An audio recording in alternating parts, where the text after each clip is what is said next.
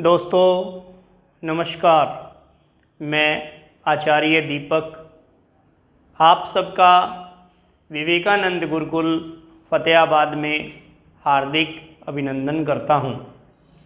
और प्यारे विद्यार्थियों, मैं चाहता हूं कि आप भी इस वीडियो के माध्यम से लाभान्वित हों और आप अपने मित्रों और दोस्तों को भी लाभान्वित करें। तो प्रिय विद्यार्थियों, हमने स्वर संधि की, व्यंजन संधि की और आज हम विसर्ग संधि करेंगे, जो संधि का तीसरा भाग है। आज हम विसर्ग संधि करेंगे और विसर्ग संधि बड़े आसान तरीके से करेंगे कि आपको तुरंत समझ में आएगी। ध्यान देना, विसर्ग संधि, सबसे पहले तो आपने ये जानना है कि विसर्ग संधि होता क्या है।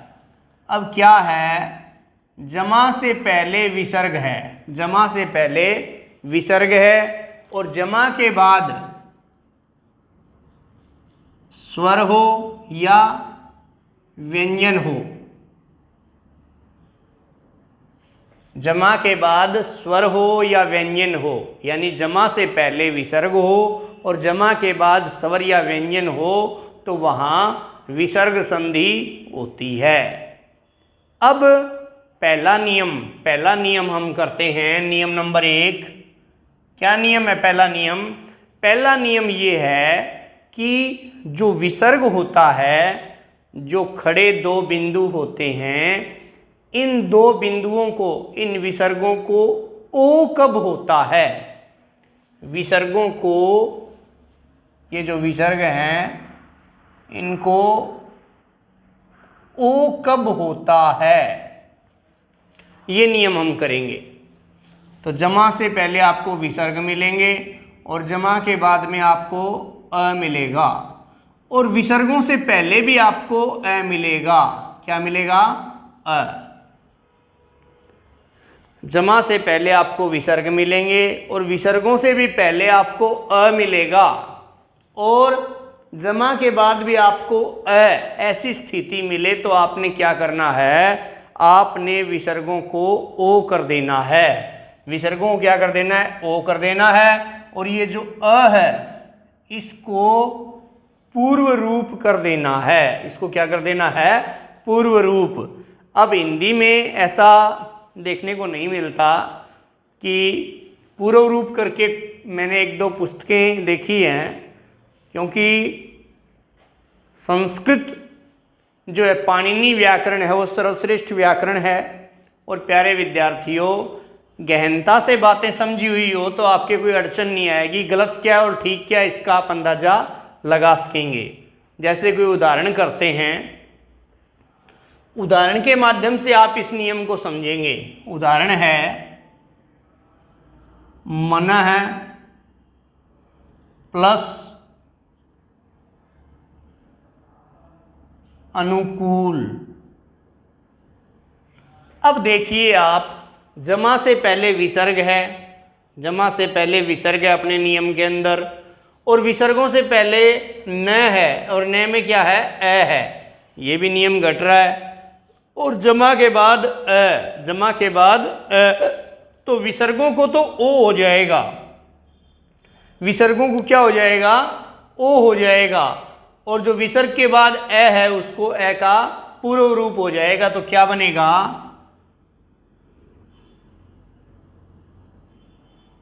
मनो, ए को पूर्व रूप, अनुकूल, ये रूप अपना बनेगा, मनो अनुकूल। एक और उदाहरण देखते हैं।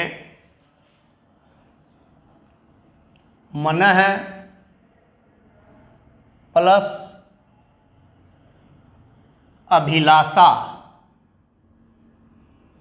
मनः प्लस अभिलाषा। अब देखेंगे आप, जमा से पहले विसर्ग और विसर्गों से पहले न में क्या है? अ है और जमा के बाद भी अ है। शर्त अपनी घट रही है तो विसर्गों को क्या हो जाएगा?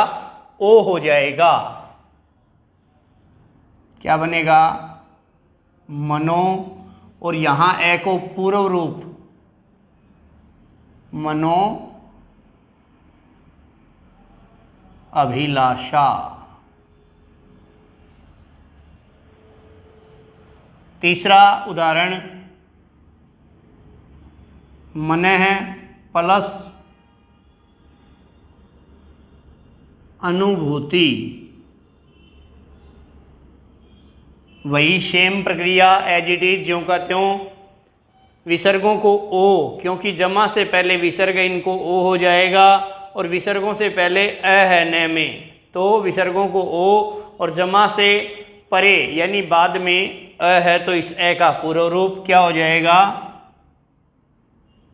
मनो अनुभूति। मनो अनुभूति। और कोई उदाहरण देखते हैं। यशः प्लस अभिलाषा। यश प्लस अभिलाषा, विसर्गों से पहले अ है और जमा के बाद में अ है तो विसर्गों को ओ हो जाएगा और अभिलाषा का जो अ है उसको पूर्व रूप हो जाएगा। तो क्या बनेगा? यशो अभिलाषा।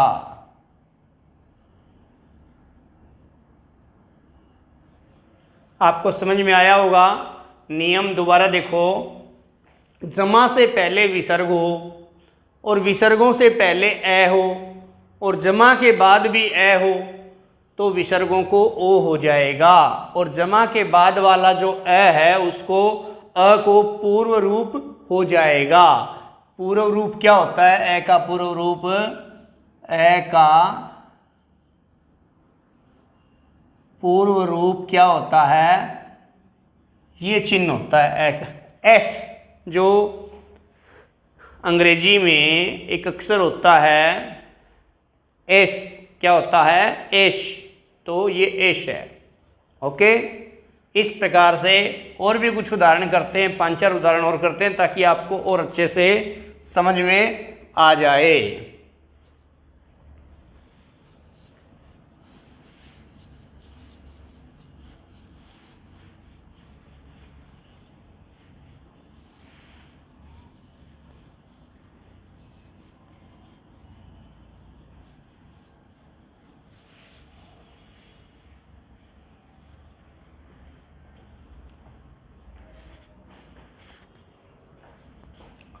मनः प्लस अनुसार क्या है? विसर्गों से पहले न में ए है और विसर्गों के बाद ए है जमा के बाद, तो क्या हो जाएगा? विसर्गों को और ए का पूर्व रूप क्या हो जाएगा? मनो अनुसार।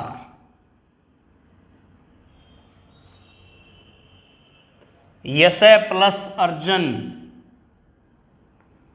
यश प्लस अर्जन। यश का अर्जन करना, यश को इकट्ठा करना, विसर्गों को ओ, यशो अर्जन। कोई और उदाहरण देखते हैं। अन्य प्लस अन्य। अन्य प्लस अन्य, इसमें क्या है? विसर्गों से पहले ये में ए है और जमा के बाद ए है तो विसर्गों को और ए का पूर्व रूप क्या हो जाएगा? अन्यो अन्य। ये हो गया। तमः प्लस अरि। तमः प्लस अरि, विसर्ग से पहले मैं है और मैं में ए है और जमा के बाद भी ए है तो विसर्गों को और ए का पूर्व रूप क्या हो जाएगा? तमो अरी, तमो अरी। एक उदाहरण और देखो, सह प्लस अहम, सह प्लस अहम। ये अहम नाटक वाला नहीं है। अहम का मतलब होता है मैं, अहम का मतलब होता है मैं, और सह माने होता है वह। सो अहम, वह मैं हूँ, वह मैं हूँ मतलब वह परमात्मा, वह ब्रह्म स्वरूप मैं हूँ। तो क्या हो जाएगा, विसर्गों को ओ और ए का पूर्व रूप, सो अहम। इस प्रकार से आपने ये रूप पढ़े। तो प्यारे विद्यार्थियों, क्या है इसमें ध्यान रखना है, देखो जमा के बाद में, जमा से पहले आपको विसर्ग मिल जाए और जमा के बाद में आपको ए मिल जाए, तो आपने विसर्गों को ओ कर देना है। कब, जब विसर्ग से पहले भी ए हो और जमा के बाद वाले ए का आपने पूर्व रूप कर देना है। तो इस प्रकार से ये, इसको हम ओ करने वाली संधि, विसर्गों को ओ करने वाली और ए का पूर्व रूप करने वाली संधि भी कह सकते हैं। विसर्ग संधि का ही एक भाग है ये। तो प्यारे विद्यार्थियों, ये आपको समझ में आया होगा। नियम और 4-5 उदाहरण लिखे हुए हैं, आप इनका स्क्रीनशॉट ले लीजिए ताकि आपको नोट्स बनाने में कोई दिक्कत न आए।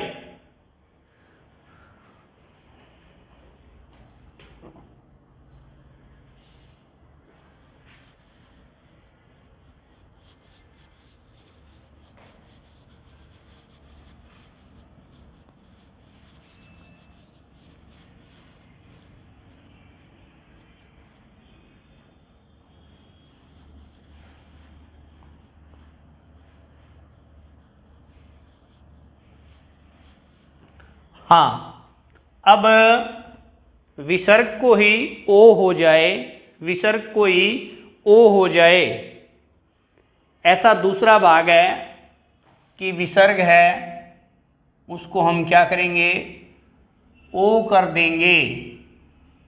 जब जमा के बाद अ न हो करके और कोई वर्ण आ जाए। कौन से वर्ण आ जाएं, ध्यान दो। तीसरा, चौथा, पांचवा, ह, य, व, र, ल। देखो वर्गों के जो कू, चू, टू, तू, पू, कवर्ग, चवर्ग, टवर्ग, तवर्ग, पवर्ग, जो 5 वर्ग मैंने बताए थे आपको, जो स्पर्श व्यंजन होते हैं, उन स्पर्श व्यंजनों में से कौन सा वर्ग का तीसरा, चौथा, पांचवा ये वर्ण मिल जाएं, या फिर है य व र ल, यानी य र ल व और है, ये वर्ण मिल जाएं, तो क्या कर देना है आपने, विसर्गों को ओ कर देना है, विसर्गों को ओ कर देना है। जैसे कोई उदाहरण के माध्यम से समझते हैं। मन है प्लस भाव। अब आप कहेंगे जी पहले वाली जो ओ करने वाली संधि की थी उसमें भी ऐसा ही था, उसमें ऐसा तो था, लेकिन जमा के बाद में वहाँ क्या था, अ था। जमा के बाद में क्या था, अ था, और उस ए को पूर्व रूप हो रहा था। और यहाँ क्या है, यहाँ सिर्फ विसर्गों को ओ होगा, तो क्या बनेगा, मनोभाव। क्या बनेगा, मनोभाव। अब जमा के बाद में भ है, भ कौन सा अक्षर है, प, फ, ब, भ, चौथा अक्षर है, तो चौथा अक्षर अपनी शर्त में आया हुआ है, और जमा से पहले विसर्ग वो अपनी शर्त में आया हुआ है, तो विसर्गों को ओ हो जाएगा। क्या हो जाएगा? मनोभाव। ये नियम है। दूसरा उदाहरण कोई देखते हैं। तपः प्लस भूमि। ध्यान दो, आपने शब्द सुना भी होगा ये कि हिमाचल तपोभूमि है, ऋषियों की तपोभूमि है, हिमाचल देवभूमि है। ठीक है, तो जो तपोस्थली है, जो तपह भूमि है, अब क्या है? तप है। विसर्ग है जमा से पहले और जमा के बाद में भ यानी चौथा वर्ण आया हुआ है, तो इसमें विसर्गों को ओ हो जाएगा। क्या बनेगा? तपो भूमि।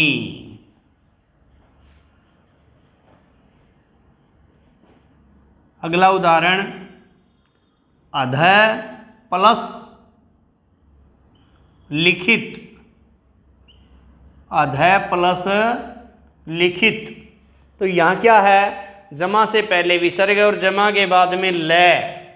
ये देखो शर्त में अपने आया हुआ है, तो क्या हो जाएगा? विसर्गों को ओ करके अधो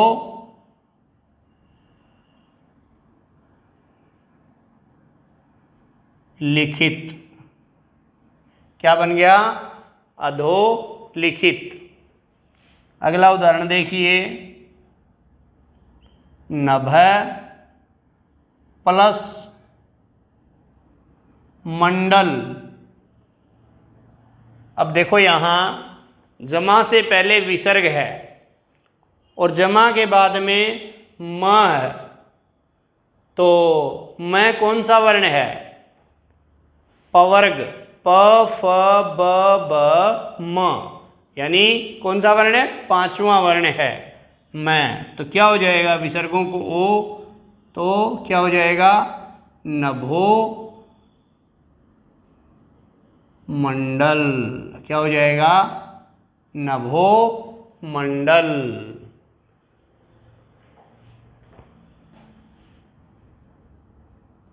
उरह प्लस जय। उरह प्लस जय। उरह उरह उरह माने क्या होता है? हृदय, छाती। विसर्ग जमा से पहले विसर्ग है और जय माने पैदा होने वाले, तो जमा से पहले विसर्ग है और जमा के बाद में जय है, तो विसर्गों को क्या हो जाएगा? ओ। उरो जय। अब जय जो वर्ण है, च छ ज, यानी जय जो है तीसरा वर्ण है वर्ग का, तो विसर्गों को ओ हो जाएगा उरोज। क्या हो जाएगा? उरोज। एक और उदाहरण देखते हैं। सर्वतः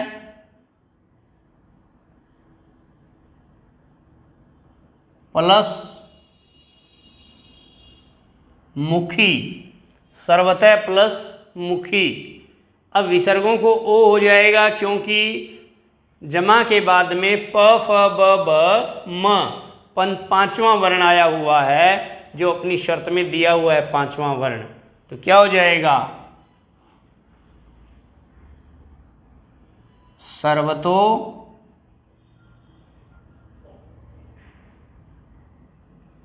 मुखी। क्या हो जाएगा? सर्वतोमुखी। वय प्लस वृद्ध। वय प्लस वृद्ध। क्या हो जाएगा? अब वह आया हुआ है, वह इसमें शर्त में है क्या? जमा के बाद में वह ये आया हुआ है वह। ठीक है, तो विसर्गों को ओ हो जाएगा। क्या हो जाएगा? वयो वृद्ध। एक उदाहरण और, अंततः प्लस गत्वा, अंततः प्लस गत्वा। अब क्या है, ये शब्द अनेकों बार प्रयोग होता है कि अंत में जाकर के, अंत में जाकर के, अंत में जाकर के क्या हुआ कि हवा निकल गई, अंत में जाकर के क्या हुआ, हवा निकल गई। कहने का मतलब अंततः है। अब जमा के बाद में ग है, क ख ग तीसरा अक्षर आया हुआ है और जमा से पहले विसर्ग है, तो क्या हो जाएगा, विसर्गों को ओ हो जाएगा। क्या लिखोगे, अंततो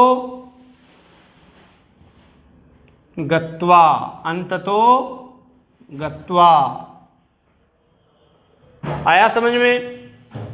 इस प्रकार से हमने ये विसर्गों को ओ करने का नियम किया। पहला नियम मैंने करवाया था कि विसर्गों को ओ कब होगा, जब जमा से पहले विसर्ग हो और विसर्ग से पहले अवर्ण हो, और जमा के बाद में अवर्ण हो तो विसर्गों को ओ हो जाता है, और जो जमा के बाद में अ है उस अ को पूर्व रूप हो जाता है। पहला नियम हमने ये किया था। और दूसरा नियम जो हमने अभी किया है उसमें क्या किया है कि जमा से पहले विसर्ग होने चाहिए और जमा के बाद में तीसरा चौथा पांचवा वर्ग का तीसरा चौथा पांचवा वर्ण य र ल व जो अंतस्थ वर्ण हैं, य र ल व अंतस्थ वर्ण है, वे होने चाहिए। और उसमें व्यंजन का एक वर्ण कौन सा है, ये सब हों तो विसर्गों को ओ हो जाता है। ये सब हमने उदाहरण किए। मन प्लस भाव मनोभाव, तपह प्लस भूमि तपोभूमि, अधः प्लस लिखित अधोलिखित, नभः प्लस मंडल नभोमंडल, उर प्लस जय उरोज, सर्वतः प्लस मुखी सर्वतोमुखी, वय प्लस वृद्ध वयोवृद्ध, अंततः प्लस गत्वा अंततो गत्वा। इस प्रकार से हमने विसर्ग संधि की। तो विसर्ग संधि में विसर्गों को जो ओ करने का नियम हमने पढ़ा, तो आपके पेपर के लिए जो भी कोई टेस्ट होएगा आपका, चाहे आप आर्मी का टेस्ट दे रहे हैं, चाहे आप एसएससी का दे रहे हैं, चाहे एचएसएससी का दे रहे हैं, चाहे एचटेट का एग्ज़ाम दे रहे हैं, किसी भी प्रकार का आप एग्ज़ाम दे रहे हैं जिसमें हिंदी विषय रहता है, तो वहाँ ये सब पूछे जा सकते हैं। तो मैं आचार्य दीपक आपसे निवेदन करूँगा कि आप सबका भला चाहते हैं, इसलिए आप अपने दोस्तों तक इस वीडियो को पहुंचाएंगे, चैनल को सब्सक्राइब करेंगे, लाइक करेंगे, कमेंट्स करेंगे। आज के लिए दोस्तों इतना ही। जय हिंदी, जय भारत।